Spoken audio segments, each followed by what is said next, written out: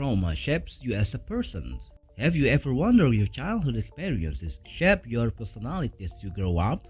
This question has been asked by psychologists since the dawn of psychology, and it is up for debate even today.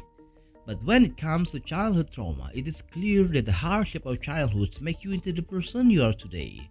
Emotional or physical trauma can shape the way you think, the way you behave, your personality traits, and even make you prone to some serious mental illness. If you'd like to learn more about how trauma shapes you as a person, we make a 10 conditions that your childhood trauma shapes you. Number 1. You become a perfectionist.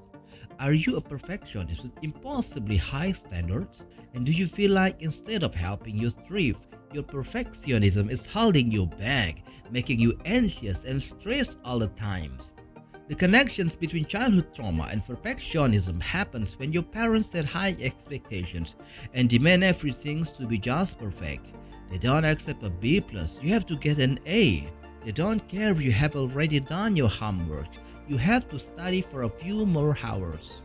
They don't care if you want to be an artist. You must go to law schools. Your habits are not up to their standard. Your room is never clean enough. You didn't do your chores well enough. If your parents were like this, you surely understand the exhaustions that come from never feeling good enough for your parents as you try to keep up with their demands. This way of thinking becomes a part of you and shapes your personality when you grow up. If you feel like something is not perfect, you get overwhelmed with anxiety, and sometimes this can lead to symptoms of depression because you never seem to get satisfied in life. Number 2. You may develop an eating disorder. Sometimes your mental trauma can express itself through your body. Several studies found the link between anorexia or binge eating disorder and childhood emotional trauma. You may be especially vulnerable to developing an eating disorder if your parents focus too much on your body and look in general. But it's not always just about the looks. For trauma survivors, eating disorder may become a mechanism for coping with negative emotions they experience. Through unhealthy eating habits or by controlling your weight, you may feel like you're finally gaining control over your life. You may feel like your whole life is out of your hands, but at least you still have ownership over your body. Also, you may indulge in emotional eating. This is when food becomes your best friend and you turn to it when life gets you down. But no matter how good it may feel at the moment, disordered eating just adds up to your trauma in the end. Number 3. You sometimes act childish. Trauma can make you get stuck in your childhood. All those feelings that you may experience, shame, guilt, humiliation, or fear, pull you back and sometimes make you terrified of being an adult. Maybe you feel like you can't make a decision for yourself or like you are not capable of handling adult stress, like going to work, paying the bills, taking care of chores, and so on. This can make you feel overwhelmed at times, so you may turn to your inner child to help you out. This is called age regressions, and it's a psychological defense mechanism where you return to some childlike behaviors to help you cope. This can include baby talk, throwing temper tantrums, using stuffed animals to self-soothe, and so on. While age regressions can be symptoms of some serious mental disorder, sometimes you may temporarily regress in response to a stressful event or when triggered by memory of traumatic events. It can be difficult to cope with it because people may see you as a childish and immature, but try to remember that you are still capable of living your life to the fullest.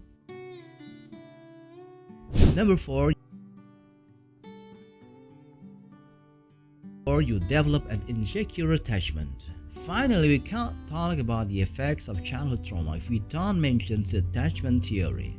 According to the attachment theory, when you were a child, Your way of thinking was shaped depending on how your parents treated you. If your parents were loving and caring, you learn that you can trust people to be there for you, and you learn that you are someone deserving of love. This is called a secure attachment. But if your parents ignored you, neglected you, didn't respond to your crying and asking for help, you may have developed an insecure attachment. That means that now you have a feeling of low self worth. You think other people are not trustworthy, or you have a strong fear of people rejecting you. There are three types of insecure attachment, and each one describes how today you may feel toward yourself and others, like anxious or preoccupied. If your attachment style is anxious, you might have low self worth. You feel hurt and unlovable, or like there is something wrong with you. But at the same time, you crave love and attentions. You are strongly afraid of being abandoned, and you do anything to get approval from someone who means a lot to you. Avoidant or dismissive. People don't always have a bad self image, even if they survive childhood trauma. If your attachment style is avoidant, you may see yourself as a strong and independent, but you can't say the same for other people. Because your parents treat you so poorly, you may have decided that people are just bad in general. So now you don't want to be around anyone. You feel like you don't need friends or relationship.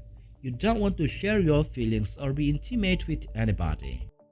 Disorganized or fearful avoidance. Most people with this attachment style had parents who were hard and cold.